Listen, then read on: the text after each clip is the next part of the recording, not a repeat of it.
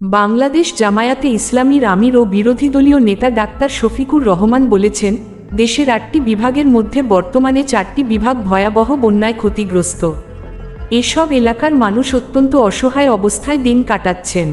এমন পরিস্থিতিতে বন্যায় ক্ষতিগ্রস্ত মানুষের পাশে দাঁড়ানো সবাইকে মানবিক দায়িত্ব হিসেবে গ্রহণ করতে হবে। এই সময় তিনি চলমান বন্যায় চট্টগ্রাম বিভাগে যারা প্রাণ হারিয়েছেন তাদের প্রত্যেকের পরিবারকে আগামী ৩ দিনের মধ্যে ৫০,০০০ টাকা করে আর্থিক সহায়তা পৌঁছে দেওয়ার ঘোষণা দেন। শুক্রবার ১০ই জুলাই দুপুরে চট্টগ্রামের বাঁশখালী ও সাতকানিয়ার বন্যাকবলিত এলাকা পরিদর্শন শেষে বাঁশখালীর একটি কমিউনিটি সেন্টারে আয়োজিত অনুষ্ঠানে তিনি এসব কথা বলেন। বাংলাদেশ জামায়াতে ইসলামীর আমির ও বিরোধী দলীয় নেতা ডাক্তার শফিকুর রহমান বলেছেন, দেশের ৮টি বিভাগের মধ্যে বর্তমানে ৪টি বিভাগ ভয়াবহ বন্যায় ক্ষতিগ্রস্ত। এসব এলাকার মানুষ অত্যন্ত অসহায় অবস্থায় দিন কাটাচ্ছেন। এমন পরিস্থিতিতে বন্যায় ক্ষতিগ্রস্ত মানুষের পাশে দাঁড়ানো সবাইকে মানবিক দায়িত্ব হিসেবে গ্রহণ করতে হবে।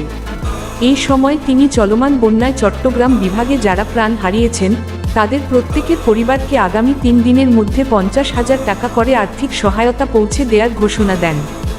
শুক্রবার ১০ই জুলাই দুপুরে চট্টগ্রামের বাঁশখালী ও সাতকানিয়ার বন্যাকবলিত এলাকা পরিদর্শন শেষে বাঁশখালীর একটি কমিউনিটি সেন্টারে আয়োজিত অনুষ্ঠানে তিনি এসব কথা বলেন।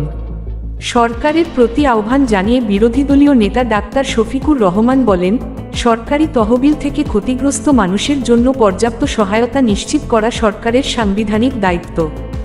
বিশেষ করে যাদের ঘরবাড়ি ধ্বংস হয়েছে, ফসল নষ্ট হয়েছে কিংবা মাছের ঘের ভেসে গেছে, তাদের সঠিক তালিকা প্রস্তুত করে সর্বোচ্চ গুরুত্ব দিয়ে ক্ষতিপূরণ দেওয়ার উদ্যোগ নেওয়া প্রয়োজন।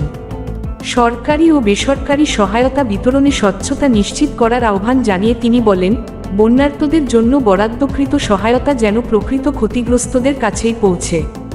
এক্ষেত্রে কোনো ধরনের অনিয়ম বা দুর্নীতি যাতে না হয় সে বিষয়ে জনগণকে সজাগ থাকার আহ্বান জানান তিনি।